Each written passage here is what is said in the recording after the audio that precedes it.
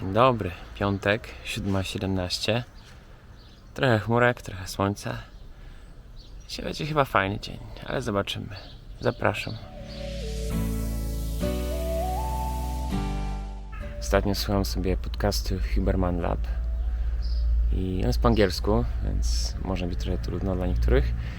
I generalnie on tam mówi o różnych takich rzeczach związanych z neurobiologią, z biologią, generalnie z tematami, które pozwalają łatwo jakby zwiększać swoje osiągnięcia, motywację, zdrowie. Taki młody neurobiolog, który właśnie w Stanfordzie siedzi i spotyka cały czas jakichś ludzi i tam wyciąga od nich wiedzę. No i on na tyle robi te podcasty zwięźle i zabawnie, że stały się hitem. No i co jakiś czas robi takie spotkania na żywo. One nie są całe nagrywane w formie podcastu, natomiast w formie podcastu są publikowane sesje pytań-odpowiedzi. No i tam właśnie słuchałem teraz chyba 3 pod rząd takie sesje. Tam były pytania na przykład jeżeli miałbyś zrobić jedną rzecz z wszystkich tych rzeczy, o których mówisz i o których mówią twoi goście, to co by to było? No to on mówi, że jeżeli miałby tylko jedną rzecz, no to jest to oglądanie wschodów i zachodów słońca. Brzmi dość zabawnie, ale okazuje się, że nie jest. Pierwsze, okazuje się, że nasz mózg zaczął rozróżniać kolory po to, żeby rozróżniać momenty słońca.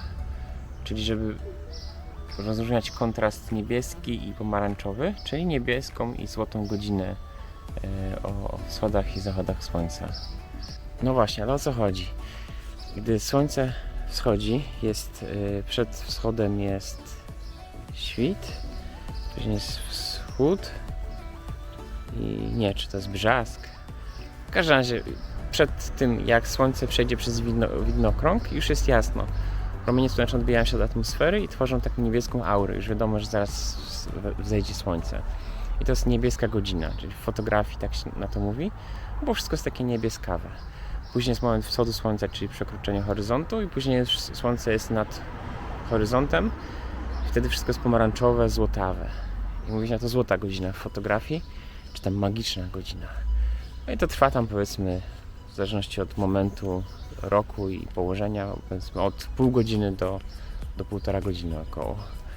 No i później słońce już jest nad horyzontem, później już zenit i słońce już wszystko jest jasne, białe wręcz. No i najnowsze badania pokazują, że nasz mózg, nasze oczy, kombinacja mózgu i oczu, w sumie niektórzy mówią, że oczy to przedłużenie mózgu, bo tak mózgu wystający poza czaszkę.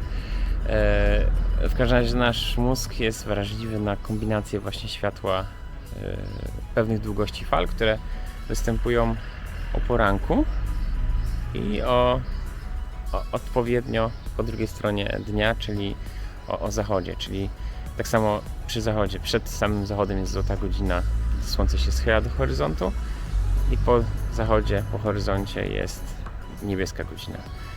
I nasze oczy są mega czułe na tą kombinację światła, bo ona jest zupełnie inna niż w ciągu dnia.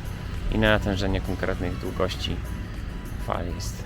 No właśnie, ale oprócz tego, że jest czułe, to dzieją się też inne rzeczy, bo jak właśnie mózg zarejestruje tą kombinację, stwierdza, o jest teraz ranek, bo wcześniej wiedział, że śpi, o wow, jest teraz ranek, to odpala różne hormony i te hormony resetują zegar dobowy. I ogólnie chodzi o to, że gdybyśmy mieszkali w jaskini i nie widzieli w ogóle słońca, to i tak byśmy się trzymali mniej więcej 24,5 godziny, chyba jakoś tak wyszło z badań, ktoś tam kiedyś zanosił w jaskini, żył chyba przez rok i jakoś tak wyszło, że chyba albo 23,5 godziny, albo 24,5 godziny, jakoś tak w okolicach 24 plus minus pół. Tyle, że nie ma jakby odniesienia, kiedy zaczyna się dzień i kiedy się ten dzień kończy. A my chcielibyśmy się trzymać znów właśnie na naturalnych 24 godzin, ale w synchronizacji z dniem. No chyba, że ktoś ma pracę nocną, stałą, no to wtedy on będzie chciał mieć odwrotnie. Natomiast przeciętny człowiek będzie chciał właśnie synchronizować się z dniem. No i właśnie tutaj jest ten moment porannych i wieczornych spacerów. Pszczoły już pracują. No i to właśnie jest ten moment porannych i wieczornych spacerów, o którym wspomniałem. Czyli Huberman mówi, że jeżeli miałby zrobić tylko jedną rzecz z wszystkich rzeczy, które wie, których się dowiedział, no to właśnie byłyby to poranne spacery i wieczorne spacery, czyli ekspozycja siebie na słońce tuż po wschodzie słońca.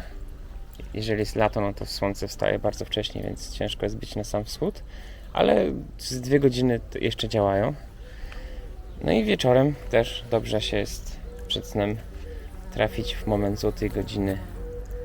O, jest libąk. Ten trzmiel. Trafić w moment złotej godziny wieczorem i też popatrzeć trochę w niebo. Nie trzeba patrzeć, zdecydowanie nie powinno się patrzeć w słońce.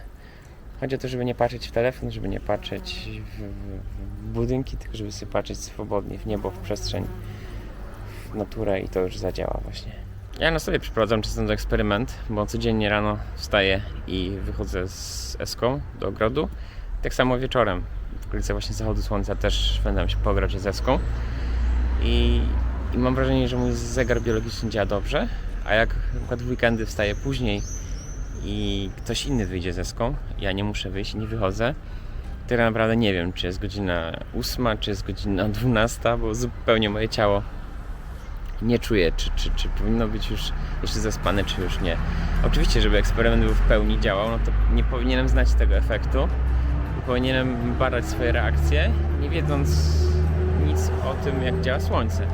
Natomiast skoro znam już ten efekt, no to mogę sobie, na sobie stosować efekt placebo, czyli w sensie, o, nie byłem dzisiaj, więc może ja nie wiem w sumie, czy jestem zmęczony, czy nie jestem zmęczony. Te kwiatki ładnie pachną. No, więc takim oto porannym wywodem wysyłam wiadomość dla siebie i do Was, że jak macie okazję, to warto się przejść w okolicach poranka i warto się przejść w okolicach wieczoru. No, pomoże to łatwiej spać i łatwiej żyć, zdrowiej żyć. Dzisiaj też nie będzie nagrania wyjazdu straży pożarnej, bo jestem z drugiej strony. Jestem na osiedlu Jagieły. A słychać ich, jak wzywają strażaków. Okej, to w całej tej układance została jeszcze tylko jedna informacja. Kiedy tak naprawdę jest ta złota godzina codziennie? No i ja znalazłem taką stronkę suntoday.org, gdzie można wpisać swoją lokalizację. Wpisam Otmuchów, nie, Otmuchowa tam nie ma, natomiast jest przybliżenie paczków. Naprawdę nie ma znaczenia, bo w zakresie całej Polski to podejrzewam, że będą sekundy różnicy. W każdym razie wpisujemy tutaj swoją lokalizację, no i mamy informację właśnie, że dzisiaj jest między 5 a 5:47, czyli 47 minut mniej więcej, i między 20:10 a 20:56, czyli znów 46 minut. No więc teoretycznie są najlepsze momenty właśnie, żeby zresetować, żeby może nie tyle zresetować, co dobrze skalibrować swój zegar biologiczny. No i tutaj każdy dzień ma jakby przeliczone odpowiednio. Widzimy, że na przykład będzie coraz później ta złota godzina, a wieczorna coraz wcześniej, no bo dni są coraz krótsze, więc coś będzie tak zmieniać.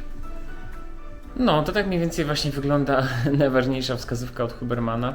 Oczywiście to wszystko należy, to znaczy tę metodę na polowanie na złotą godzinę należy stosować, jak już się ma dobry sen, dobrej jakości sen i długi sen. Długi, nieprzerwany, sensowny sen. I na przykład alkohol psuje sen. Używanie elektroniki tuż przed snem też psuje. Generalnie cała masa rzeczy, które psują sen. Więc ten efekt złotej godziny to jest taka jakby wisienka na torcie. Jeżeli się wcześniejszych rzeczy nie ma zrobionych, no to warto popracować nad wcześniejszymi rzeczami. A jak już się je ma, no to wtedy można skorzystać właśnie z tego triku. Dobra, dzisiaj będzie chyba już na tyle. Także dzięki za obejrzenie dzisiejszego odcinka i zapraszam Was już jutro. Hej!